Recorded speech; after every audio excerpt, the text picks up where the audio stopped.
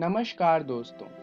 आज हम धातु एवं अधातु का तीसरा भाग करेंगे।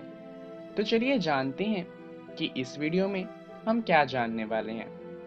इस वीडियो में हम बात करेंगे धातुओं के रासायनिक गुणधर्मों के बारे में। तो चलिए शुरू करते हैं। हम जानते हैं कि धातु ऑक्साइड की प्रकृति क्षारीय होती है। इसके बारे में हमने दूसरे अध्याय में भी जाना था। हमने पिछली वीडियो में बात करी थी कि जब धातु ऑक्सीजन के साथ अभिक्रिया करता है तो धातु ऑक्साइड बनाता है। तो अब हमें ये पता है कि ऑक्सीजन के साथ अभिक्रिया करके जो धातु ऑक्साइड बनते हैं वो क्षारीय प्रकृति के होते हैं।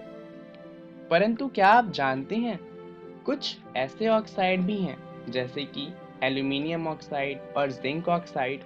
ये ऐसे धातु ऑक्साइड हैं जो अम्लीय तथा क्षारीय दोनों प्रकार के व्यवहार को प्रदर्शित करते हैं। इस प्रकार के जो ऑक्साइड्स होते हैं उन्हें कहा जाता है उभयधर्मी ऑक्साइड्स। चलिए इनका एक उदाहरण देख लेते हैं। जब एल्यूमिनियम ऑक्साइड अभिक्रिया करता है हाइड्रोक्लोरिक अम्ल के साथ तो उससे हमें मिलता है एक लवण एल्यूमिनियम क्लोराइड का और साथ में जल मिलता है।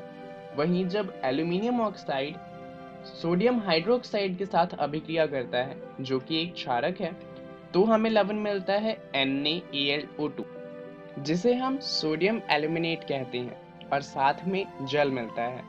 तो यहाँ आप देख सकते हैं कि ये धातु का ऑक्साइड है जो अम्ल के साथ भी अभिक्रिया कर रहा है और क्षारक के साथ भी अभिक्रिया कर रहा है। जब ये अम्ल के साथ अभिक्रिया कर रहा है तब ये क्षारीय प्रकृति को दर्शाता है और वहीं जब ये क्षारक के साथ अभिक्रिया करता है तो अम्लीय प्रकृति को दर्शाता है। चलिए जब हम धातु ऑक्साइड की बात कर रहे हैं तो इसके बारे में एक और बात जान लेते हैं। क्या आप जानते हैं कि जो धातु ऑक्साइड हैं वो जल में अघुलनशील होते हैं, परंतु कुछ ऐसे धातु ऑक्साइड हैं जो जल में घुल जाते हैं और घुलकर क्षार प्रदान करते हैं। अब जैसा कि आप जानते हैं कि धातु ऑक्साइड क्षारीय प्रकृति के होते हैं जैसे कि सोडियम ऑक्साइड जो कि एक क्षारीय प्रकृति का धातु ऑक्साइड है। जब ये जल में मिलेगा तो जाहिर सी बात है जो विलयन मिलेगा वो क्षारीय प्रकृति का होगा। चलिए एक और उदाहरण देख लेते हैं। जब पोटेशियम ऑक्साइड जल के साथ अभिक्रिया करता है तो हमें जो विलयन मिलता है वो होता है पोटेशियम हाइड्रोक्साइड का। ये भी एक क्षारीय प्रकृति का विलयन होता है। अब जैसा कि हमने जाना था कि धातु और अधातु के भौतिक गुणधर्म में काफी सारे अपवाद थे, तो सवाल ये आता है कि ऑक्सीजन के साथ जब धातु अभिक्रिया करते हैं तो क्या सभी धातुएं एक ही तरीके से अभिक्रिया करते हैं? क्या इनमें भी कोई अपवाद होता है या नहीं होता?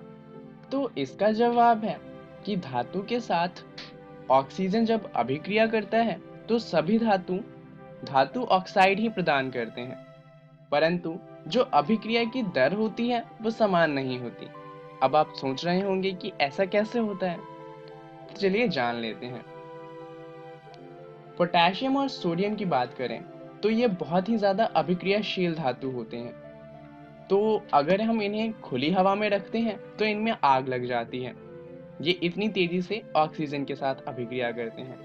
तो इसके लिए इन्हें सुरक्षित रखने के लिए और आकस्मिक आग को रोकने के लिए हम क्या करते हैं, हम इन्हें केरोसिन ऑयल के अंदर यानी कि केरोसिन तेल में डुबो कर रखते हैं। उससे ये ऑक्सीजन से संपर्क में नहीं आता और इसमें आग नहीं लगती। कुछ धातु हैं जैसे कि मैग्नीशियम, एल्यूमिनियम, जिंक, लेड इत्यादि। इन धातुओं पे सतह पर ऑक्साइड की एक परत आ जाती है। ये ऑक्साइड की परत इसके बाद धातु को हवा में मौजूद ऑक्सीजन से बचाती है, क्योंकि जो अंदर धातु है वो ऑक्सीजन के संपर्क में नहीं आ पाता। कॉपर की बात करें तो कॉपर का दहन नहीं होता, लेकिन अगर इसे गर्म किया जाए तो गर्म कॉपर पर ऑक्साइड की काले रंग की परत चढ़ जाती है। कुछ ऐसे धातु भी हैं जैसे कि गोल्ड और सिल्वर। ये बहुत ही अनअभिक्रियाशील होते हैं और कितना भी ताप देने पर ये ऑक्सीजन के साथ अभिक्रिया नहीं करते। ये तो बात हुई कि धातु ऑक्सीजन के साथ कैसे अभिक्रिया करते हैं। चलिए जानते हैं कि क्या होता है जब धातुएं जल से अभिक्रिया करती हैं। धातु जब जल से अभिक्रिया करती हैं तो हमें धातु ऑक्साइड मिलता है और साथ में हाइड्रोजन गैस मिलती है। परंतु यहाँ पर जो धातु ऑक्साइड मिलता है, ये धातु ऑक्साइड फिर से जल के साथ अभिक्रिया करता है और उससे हमें धातु हाइड्रो ऑक्साइड मिलता है।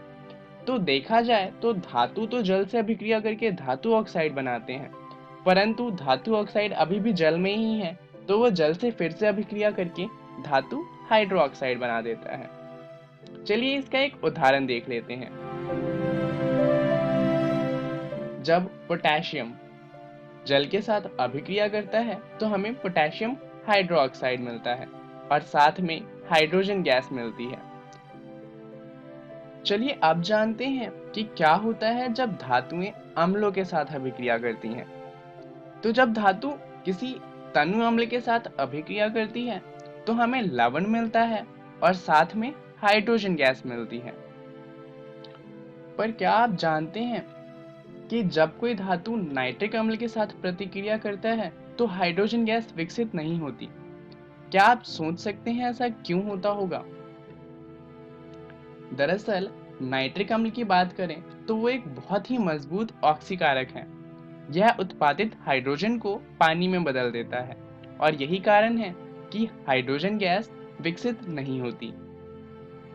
चलिए अब बात करते हैं कि अन्य धातु लवण के विलयन के साथ धातु कैसे अभिक्रिया करती है। तो अभिक्रियाशील धातु अपने से कम अभिक्रियाशील धातु को उसके यौगिक के विलयन से विस्थापित कर देती है। यहाँ पर विस्थापन की अभिक्रिया होती है। अभिक्रिया कुछ इस तरीके की होती है। मान लीजिए कि धातु A जो है वो ज्यादा अभिक्रियाशील है और हमने एक कम अभिक्रियाशील धातु B का लवण विलयन लिया है। तो जब अभिक्रिया हो जाएगी तो जो धातु B है वो अलग हो जाएगा और ज्यादा अभिक्रियाशील धातु A जो था वो लवण के साथ विलयन बना लेगा। यहाँ पर परेशानी बस एक है, आखिर हमें कैसे पता चलेगा कि कौन सी धातु अधिक प्रतिक्रियाशील है? तो इसका जवाब है सक्रियता श्रेणी। सक्रियता श्रेणी हमें बताती है कि कौन सा धातु ज्यादा अभिक्रियाशील है और कौन सा कम अभिक्रियाशील है। सक्रियता श्रेणी में ऊपर से नीचे आते हुए अभिक्रियाशीलता कम होती जाती है। चलिए अब जान लेते हैं कि अम्लराज क्या है। अम्लराज को इंग्लिश में एक्वारेजिया कहा जाता है। यह 3:1 के अनुपात में सांद्र हाइड्रोक्लोरिक अम्ल एवं सांद्र नाइट्रिक अम्ल का एक ताजा मिश्रण होता है।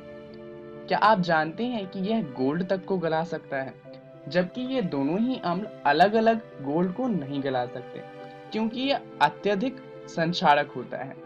चलिए जान लेते हैं कि इस वीडियो में हमने क्या क्या जाना।